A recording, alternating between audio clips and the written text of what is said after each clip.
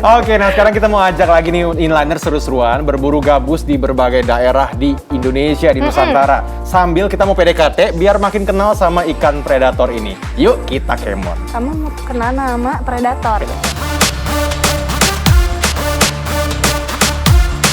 Inliners udah makan gabus pucung tapi nggak pernah lihat ikannya. Aduh, kebangetan deh. Yuk kita kepoin ikan satu ini. Inliners kenalan dulu sama si gabus yuk. Ikan gabus adalah salah satu ikan penghuni rawa yang jadi favorit pemancing inliners. Bukan hanya terkenal ganas menerkam umpan, tarikan di joran pun lumayan sadis. Ini kata jagoan mancing Trust 7 loh. Wah. Ikan predator ini asli Asia inliners, menyebar luas dari Pakistan, India, Tiongkok, di sebagian besar Asia Tenggara termasuk Indonesia.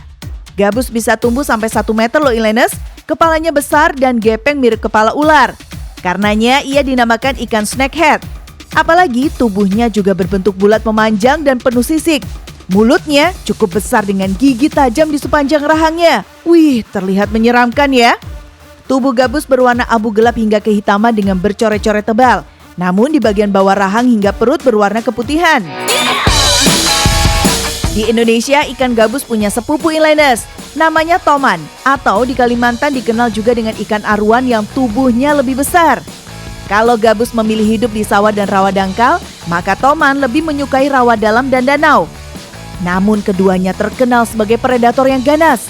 Gabus memangsa apa saja mulai ikan kecil, keong-keongan, serangga, berudu ataupun katak. Bahkan ikan ini mampu memangsa anak bebek ataupun burung-burungan air lainnya. Makanya di beberapa daerah memancing, gabus dan toman menggunakan umpan katak, juga menggunakan anak bebek. Gak percaya? Nih buktinya. Anak bebek ini bukan umpan langsung loh inliners, tapi sengaja digunakan untuk memancing keluar si ikan gabus. Riak air dan gelombang akibat gerakan anak bebek bisa membuat ikan predator ini semakin agresif hingga menyambar umpan di mata pancing. Wih, seru ya inliners.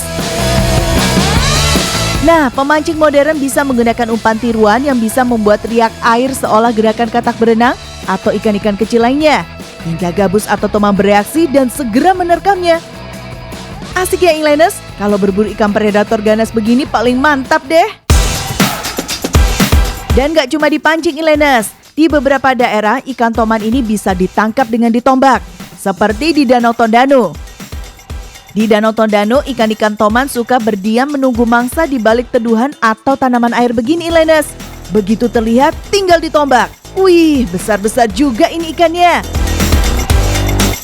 Ada satu lagi kelebihan ikan gabus dan toman inliners. Di musim kemarau saat air rawa menyusut bahkan kering, ikan-ikan ini berpindah merayap di daratan, berupaya pindah ke tempat lain yang masih berair.